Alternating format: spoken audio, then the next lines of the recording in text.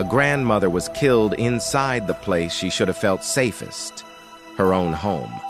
2 dogs were stabbed during the same incident, and instead of hiding, the suspect stayed right there, inside the house, as police surrounded the area. What began as a family tragedy quickly escalated into a tense standoff that locked down an entire neighborhood. Tonight's story isn't just disturbing because of what happened, it's disturbing because of where it happened and who was involved. But before police lights filled the street, before negotiators arrived, something inside that home had already gone terribly wrong. Most people believe danger comes from strangers, from dark streets, unfamiliar faces, or random encounters. But time and again, real cases reveal a harder truth. Some of the most violent incidents happen between people who know each other, behind closed doors, inside families. This case forces us to confront an uncomfortable reality. Familiarity does not always equal safety.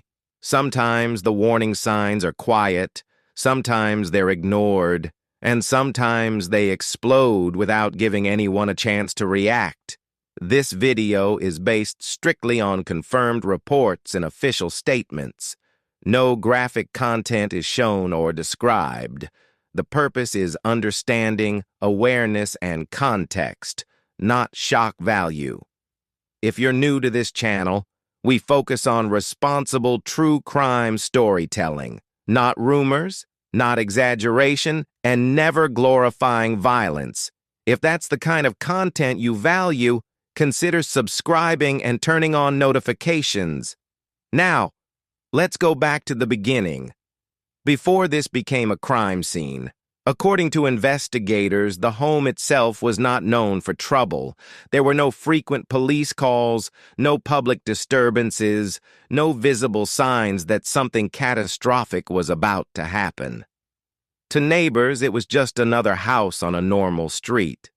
Quiet, ordinary, unremarkable. Family members had interacted before without drawing concern. From the outside, there was no obvious reason to expect violence.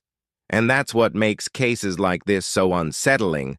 The absence of visible warning signs doesn't mean danger isn't building beneath the surface. Because emotional pressure doesn't announce itself, it accumulates silently. Investigators believe that whatever triggered this incident didn't begin that day. Situations like this rarely do. There is often a slow buildup, stress, unresolved conflict, emotional instability, or mental health struggles that go unnoticed or untreated. But here's the frightening part.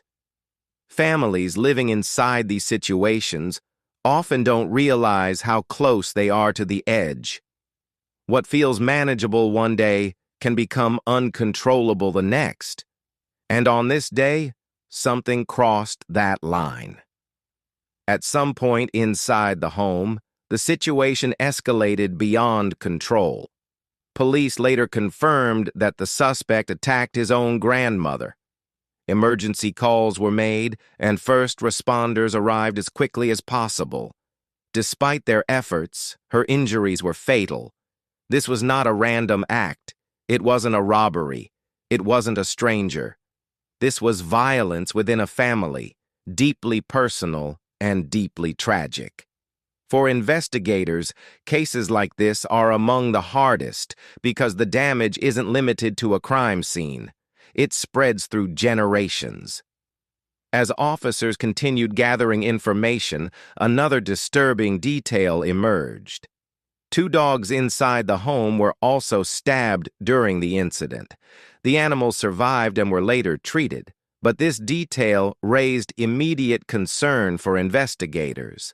Harm toward animals often signals extreme emotional distress or loss of control.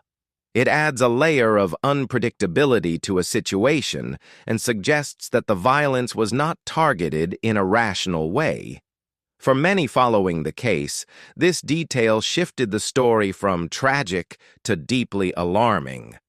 As the standoff continued, time seemed to slow. For residents nearby, uncertainty filled the air. No one knew how long it would last or how it would end. Police vehicles lined the street. Tactical units were positioned. Every decision mattered. For law enforcement, standoffs are some of the most dangerous situations they face. Emotions are unpredictable. Information is limited, and the risk of escalation is always present. Inside the home, the suspect remained uncooperative. Outside, officers waited. Police negotiators attempted communication, hoping to resolve the situation peacefully. These conversations are delicate, built on patience, psychology, and restraint. The goal is always the same: prevent further loss of life. But success is never guaranteed. Every minute that passed increased tension. Every unanswered call raised concern. Officers had to prepare for all possible outcomes while still hoping for the best one. No one knew whether the night would end peacefully or tragically. Authorities later confirmed that mental health is a significant focus of the investigation,